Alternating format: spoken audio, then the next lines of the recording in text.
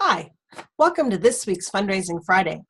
This week we're going to talk about making that initial call to a donor prospect to try and set up a meeting when you can tell them a little bit more about your organization.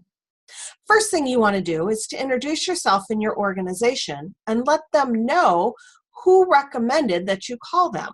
So for example, I might say, "Hi, this is Linda Waston calling from Waston and Associates. John Doe suggested that I call you and tell you a little bit about a project that I'm working on." Then let them know what you're seeking of them.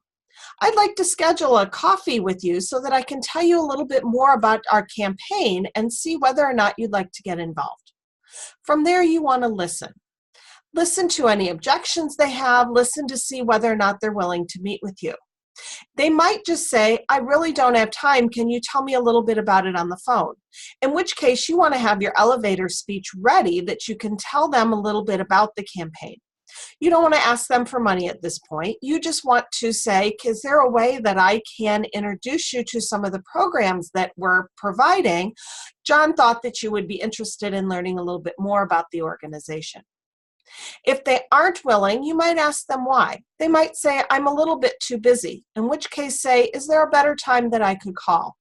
That might be their way of blowing you off, but it also might be legit that they simply don't have time in the coming weeks.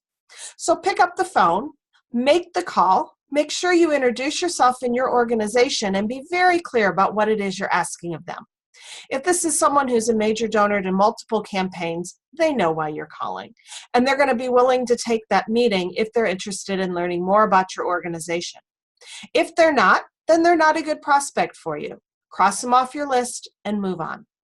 That's this week's Fundraising Friday tip. Thanks, and have a great weekend.